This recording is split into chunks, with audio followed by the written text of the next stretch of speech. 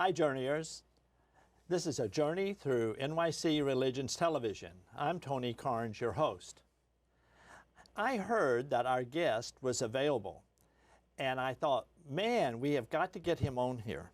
Craig Syracusa has made many videos, movies, podcasts. He's done a 130-foot mural of the Pope. I mean, you name it, somehow he has done it. And I thought, we have got to get him on here, and he agreed to come. Welcome to the program, Craig. Thank you very much. It's very flattering. That guy sounds exciting. But thank you. I'm not that exciting. But thank you. You're really excited. And then I found out that we didn't know, I didn't know, that you've got a book coming out. So this is almost perfect timing. And I do have it with me. Yeah, so can't keep that one because I only have one copy with me. But all the green. All the green. Discovering God's plan for your life. It's Discovering God's Plan for Your Life. We'll come back to this. And audience, just send in your questions and emails if you have any questions for him. And then I will tell him he has to leave the book at some point. I'll get you a book. Yeah, it's actually going to be released this week. So I just had one copy. Yeah, Barnes & Noble's, Amazon, everywhere online, you know, all the different book platforms. I'm sort of curious how you got to this here. First of all, I'm curious, where did you grow up at? Yeah, I grew up in Bensonhurst, Brooklyn. You know, wonderful family, father, mother, you know, 2 siblings. And then I'd say about 6, 7 years ago, I moved to New Jersey with my wife and my son Mario and our dog Brownie. So you're a real Brooklynite. Oh, yes. I never thought I'd move out of Brooklyn. Like, I'm never moving out of Brooklyn. I wrote a movie about living in Brooklyn. I loved it. And then just life changes, you know. So how do you say that famous phrase? Which one? Forget about it. Oh, forget about it. I try not to overemphasize or push my accent, but it is there. It is there. No, well, no, your accent is, you need to get some socialization to get that accent I went back. to school for diction to hide it, and I didn't do well in that class. Oh, no, so. you're doing just fine. You're doing just fine, and in fact, but what I'm really, you grew up, where did you go to high school? Bishop Ford, which, oh, yes. Yeah, and then I wound up working in the building. I never thought I'd go back to high school, and I don't know, 20 years later, I wound up, my office was my old math room. So it was really interesting how I went back to high school. Yeah, it was interesting. Back to the future. Yeah, because we were rented space, and it happened to be my old high school. But you also grew up in the Catholic faith. Yes. In sort of a pretty close relationship to that. Could you tell us a little bit about that? Of course, yeah. So my grandmother Mary, taught CCD, which is religious education. My mother Phyllis, church was part of our life. Mm-hmm. And in my book I talk about it because she had a rule, no church, no go outside, but I always say in an Italian accent, no church and no go outside. And it was funny because every Sunday I have asthma, right? And my asthma would flare up. So I said, Ma, I can't breathe. And she said, okay, fine, but you can't go outside. And then after she'd come home from church, it was a miracle. I was healed. And I was like, I'm healed. And she let me go outside, but then she caught on. But I was always involved in the church as a kid. I worked at St. Dominic's Church with my brother. We cleaned, we dusted. We did all the, like managerial work. And I loved to vacuum in the church because I would be alone and just pray and just talk to Jesus. And I had this, I loved it. It was one of my favorite jobs. And I was young. I mean, there was no child labor laws at the time. We were young, and we got paid like $10 or $20 to work. What did you do with that money? I usually wasted it before I got home. I bought a sandwich. I mean, I was a kid. I had a set of keys. Right. But then, I always had this sort of devotion to my faith. I always went to church until later on, like most kids, where you need to explore. Out of it in some way. Yeah, I didn't really know who Jesus was. I knew the church, I knew the traditions, and I knew that, but I didn't really have that personal relationship with Jesus Christ. Well, I want to come back to that, but before then, you had actually already gotten into media and production, directing, different types of media projects. How did that happen? I started doing, I think my first couple of jobs was modeling, and then I got into commercials. I did Verizon commercials, which I did a good amount, not a lot, but I did pretty well with Verizon. It was like, can you see me now? And I was one of the Verizon guys. Right. And it was a great gig because of the residuals. I got into SAG, and then I worked on a show called Ed, which I became one of the classmates in the show for like 2 or 3 seasons. and I got into SAG that way, and I started doing a lot of work, and then I was on MTV. I would always go on and ask the questions, like for TRL. I mean, I'm dating myself, but that was like my first, it was non-paid, but it was my first sort of introduction. But man, it was what amazing. A place to be non-paid. Yeah, and I would interview people, and they'd give me the questions, and so I sort of had this bug, and then I got into doing a lot of different TV shows and stuff like that, you know, little roles. I was on Whoopi and all these different, like, couple of lines here and there, and then movies. But then I wanted to learn more about the business, because I knew, like, I didn't like being at the mercy of other people. Like, go on audition, sometimes you're 3, 4 in a day, you don't land it, they say you're great, but you don't get it. So I didn't want to be at the mercy. And I fell in love with documentaries, because a film, which I would do films all the time, but it's a lot of work. A documentary, like, you know, I just grab my camera and I go. And I had this fascination. I think one of my first ones that was like a feature was based on the founders of breakdancing. And the fascination was riding the subway. It was the guys that would breakdance in the subway, and I started talking to them, and I found that they are the ones that created a lot of these dance moves. And they were Where were they from? All over, but it was like Rocksteady, all these big groups from the sure. 70s, from the Bronx. And they took a liking of them because it was just me and a camera.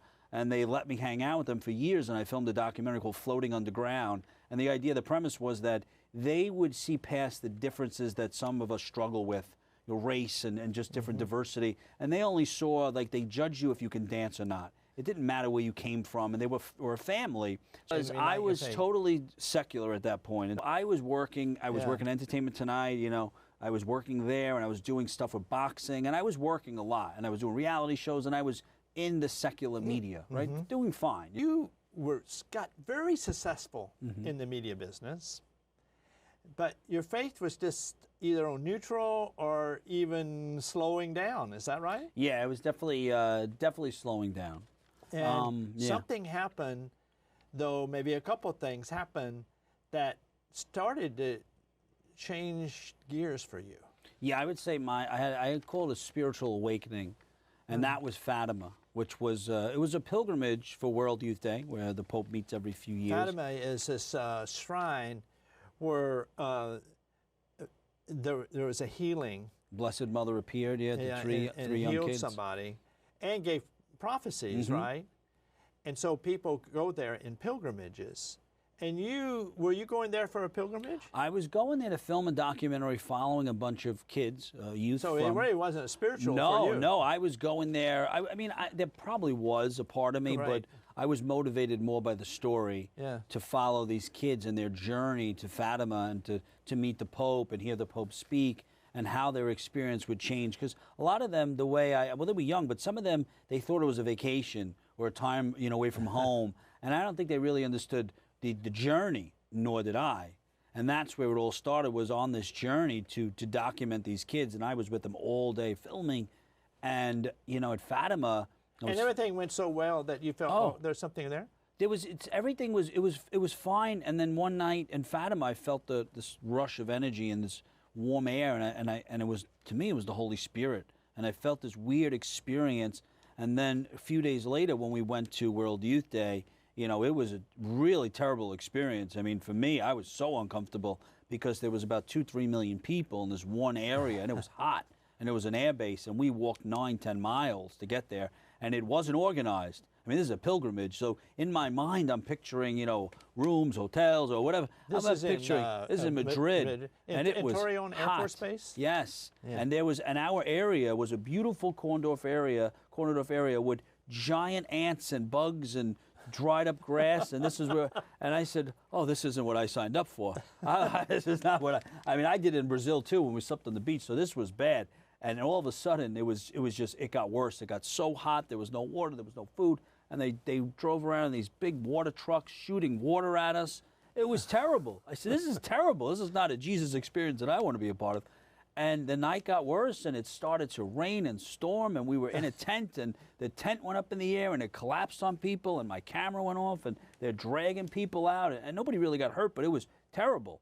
And I remember I was like, I want to go home. Did not sign up for this. And my wife called, and she said, are you okay? And I said, something happened. How did she know? And we're talking about a 6-hour time difference, and she knew, she felt something, and I said, I got to go, I'm okay. And I wanted to go home, but there was nowhere to go. I mean, there was no way out of there. It didn't matter. There was no way out. And I stuck with it. The next day, the sun rose, and this Pope spoke, and I felt I was changed. And I said, I got to figure out what happened and who this Jesus guy who's been chasing me down. Because I started to think about all the other times where I felt the presence of Christ and the Holy Spirit. I said, this guy's been chasing me down my whole life, ever since I was working in the church. And then from there on, I spent the rest of my up to now, really trying to figure out who this Jesus guy is. But that was just sort of like stage 2, because then COVID happens. Did that impact you? Yeah, COVID. So prior to COVID, I was traveling a lot with Net TV, where I worked filming a TV show on cathedrals, and I was traveling all the time. You know, I was fulfilling my plan for my life, and in actuality, it was really more selfish desires. I really wanted to, you know, finish this project. It was not really based on what God was calling me to do. So during COVID, I reflected on that, and I wrote an article about sacrifice, and I just started to think about it more, and I really wanted to get closer to God, really close, like understand more from a theological sense and really just dive into His Word. And COVID gave me that time and that ability to really think about and talk about it and dive into who Jesus was, because I didn't want to just be a surface level Catholic and you know, based on tradition. I wanted to really know who He is, and that's what I've been on this journey now. Now, you started some theological studies. Yep, then. still in theology. Did you do that in person or online? Well, I do it mostly online because it was during COVID. Yeah. So first thing I did was I just love to learn, right? So I went to school to learn about just Christian coaching. I wanted to know about that. And then that led to do theology, and a priest friend of mine introduced to a college, and I went back to school for theology, where I'm currently studying theology. And then more recently, you've started a podcast, videocast, television program on how to live out your faith in your daily life. Yeah, walk in faith. I've been doing that about 9 years, and that started from when I worked at Entertainment Tonight. I would see all these celebrities come on, and we would interview them, and I always said to myself, well, why don't we ask them about faith or inspiration? But that wasn't the show. You know, that's not what we were there for. We were there for a different reason. And that sort of planted the seed. And then later on in life, I said, when I was doing a documentary, I said, wait a second, if I asked them about faith or inspiration, they would open up.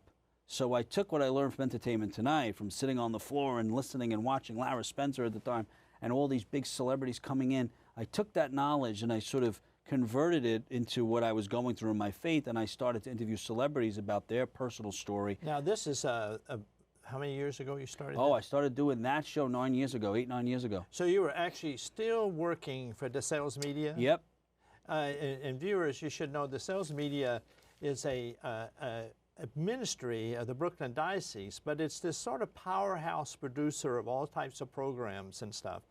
And our guest was a very important part of that operation until he wanted to start doing some programs of his own. And I just bring that up because you had all of this experience. You had the experience with Entertainment Tonight, and now you're coming in and you're doing this program, program, and it's called what? Walk in Faith. And people can find this by going online or something? Oh, yeah. I mean, you can see it. If you put it on YouTube, it does well on YouTube, but it's also on Net TV and the Boston Catholic and a couple of Protestant platforms. PureFlix used to carry it. Sure. It does pretty well. I mean, there's definitely, I get some beautiful, beautiful messages from people. And not sometimes they're not so good either, but I laugh about them. But I get some beautiful messages from people, you know, just inspiring them, and it keeps me going. And now you're drawing from all of these interviews and your own experience, and you're coming out with this book, which is going to be out any moment. Yeah. And the book title is? It's All the Green. All the Green. Discovering Why is it called God. All the Green? Well, you know, it's funny, and when I sent it to one of the editors, I highlight everything in green. So first it's pink, blue, green. So green was like the final draft. And in the subject, it said all the green, and it was just so I would memorize it. So when I said to him, he's like, this is brilliant. And I'm like, what? And he started explaining, oh, it's the Garden of Eden. And I said, oh, my God. So I couldn't take credit for it. But so it's like cultivating your life. Yeah, and then when he explained it, I said, you know what, you're right. It's bringing you back to the original, you know, God's original plan, the principles, which was the Garden of Eden. Yeah, it's called All the Green, Discovering God's Plan for Your Life. Yep. Now, how do you open the book? Your first chapter must tell your readers what the book is about. What is the So yeah, the intro, I have Allie Landry, who wrote a beautiful foreword for me. and she is who? Allie Landry, devout Catholic, married to Alejandro, who just did Cabrini and Sound of Freedom, Bella. She's a wonderful person, a good friend, and she wrote the foreword. And then I wanted to break it into 5 chapters, so it's like discovering your purpose, what is your gift? But then when you discover that, you have to discern. How do I know if it's the gift or it's selfish desires? So I got to discern. How do I discern? So there's a whole, things I've learned in school and stuff. I took some of those strategies and I said, let me put this in the book. And then from there, I wanted to talk about, fear. Because after you discover your purpose and you discern it's from God, the enemy comes, the voice comes. Oh, now I'm afraid. I mean, that happens to all of us. That happens to me. So I talk about fear. And then in the end, I talk about leaving a godly legacy. So what I learned is reading all these books and listening to motivational speakers, which, some of them I like, some of them I don't, but a lot of it's a business. And I said, well, why do they have to have 5 or 6 or 20 books to explain to people how to, be fulfilled or discover their purpose? It's in one book. It's the Bible. So they take the Bible, they translate, they put in all these books. I'm like, but if I really care about people, wouldn't I give it to them all in one book? There's no new information that comes out. Everything is in the Bible. Everything is translated from the Bible. How do you discover, let me go to that opening. How do you discover your purpose? So, I mean, for me, it's like, what am I passionate about? So then I say, okay, my purpose or my gift, or I'm really good at, what am I? Who am I? A communicator for Christ. I'm really good at communicating, right? Okay, but is it for me? Am I trying to do it because I have insecurities? Am I trying to be famous, which is what I wanted to do as a kid, as an actor? Right. I had this insecurity I wanted to fulfill and be famous and rich. That's not from God, but the gift of communication is. I can communicate with people. Okay, so that's my gift. What's my purpose? To communicate, to inspire. Okay, so that lines up with God's word. And then I go, okay, now I have to discern and make sure that's really what God's called me to do. Let me ask you this. It's so hard that in your profession, wow, it's so hard. You want to live authentically, that God's purpose. Well, on the other hand, there is constant that I want to be really great. I want to be famous, or I want to be, at least people watch my thing, and all of these are my productions, and there's going to be applause. How do you, and sometimes that can change what you think your purpose is. How do you keep constant with your purpose and not listen to all of these other tugs, which are not necessarily bad, but they definitely are not necessary for what God is calling you to. How do you do that? I mean, you have to be very strict. There's this CEO that I knew at the time. He said, never compromise. So I never compromise my values, my purpose. I know what God has called me to do. Yes, you need to pivot and you need to create have a living, have family and obligations. But I try to stay authentically into what He's called me to do. I know that right now my goal is to, and what God wants me to do is to talk about Him, bring people to Jesus, talk about my life, and through all the different media, whether it's film, concerts, TV, and I see how, these doors just open. And it's not me, it's just God will open doors. Now you've interviewed quite a few people. Oh yeah, thousands. How did the people that you've interviewed for your television show, which one do you say, well, this person who is really well known, really understands how you got to discover your purpose and hold to it? Who do you think? I would say one of the ones that stands out recently was Mark Wahlberg, and just asking him how his career has really taken off, and just really like, how do you stay true to that? Because he's done a lot of films and things in his life say he wasn't fully proud of. But when I started to talk to him about, like now, especially in your career, like, are you going to continue to use that platform the right way? He saw that his life had dramatically took a change after a while working on Father Stu.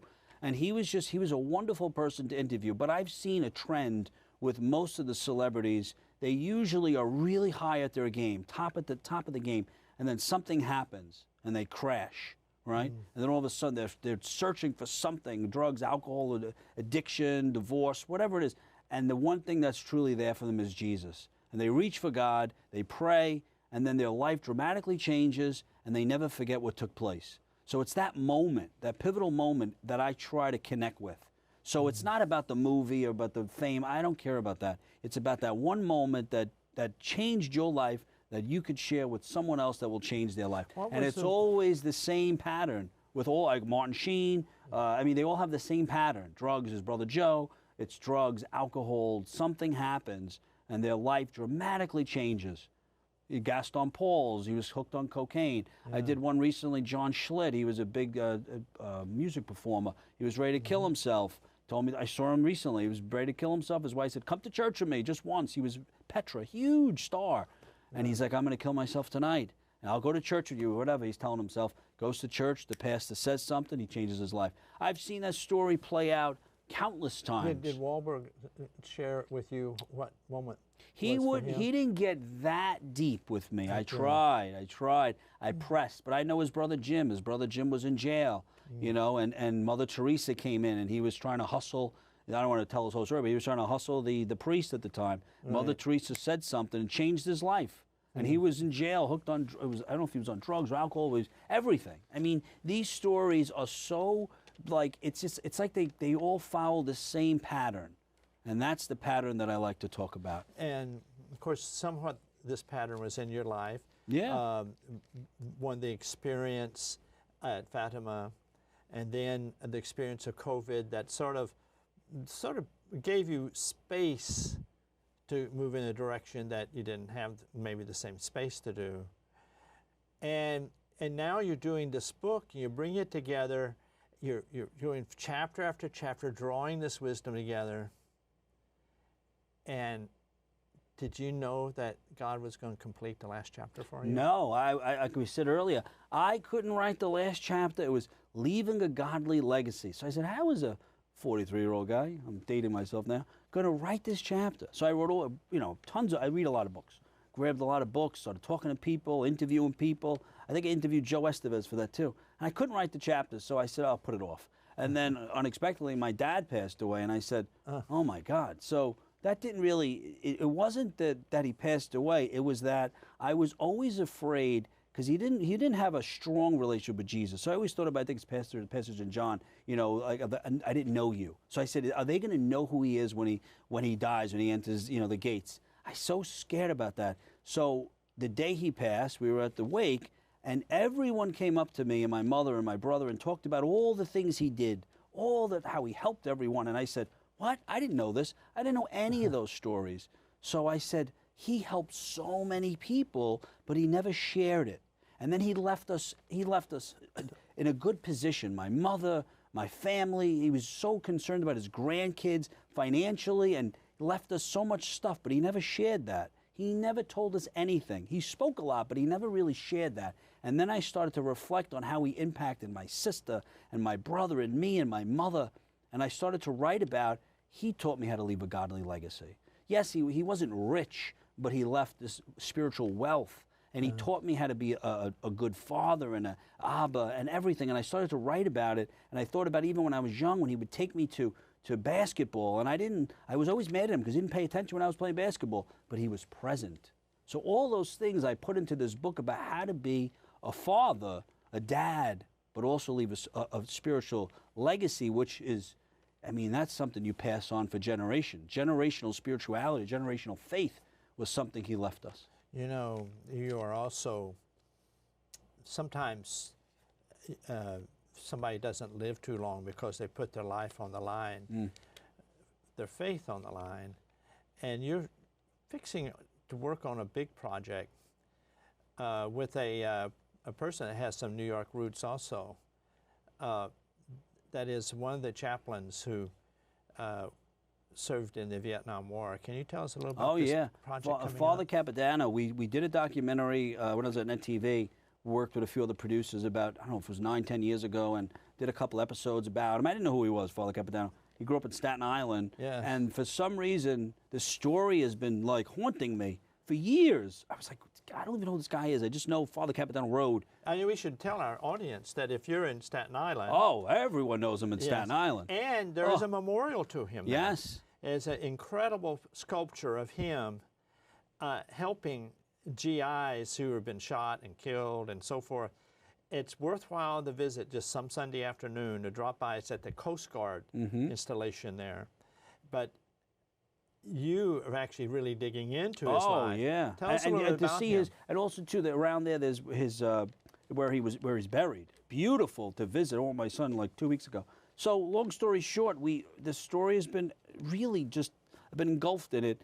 and we started to put it together. And Father Mode, who wrote The Grunt Padre years ago, you probably remember, introduced me to a screenwriter who wrote a script. And then years later now, we're moving along, and I have 2 partners with me and a priest, Monsignor Jamie, who we worked well together, great friend. And then I have Rick, who just did Ordinary Angels with Hilary Swank, and Jason Noble, who's worked on 1 million movies, and he did The Breakthrough.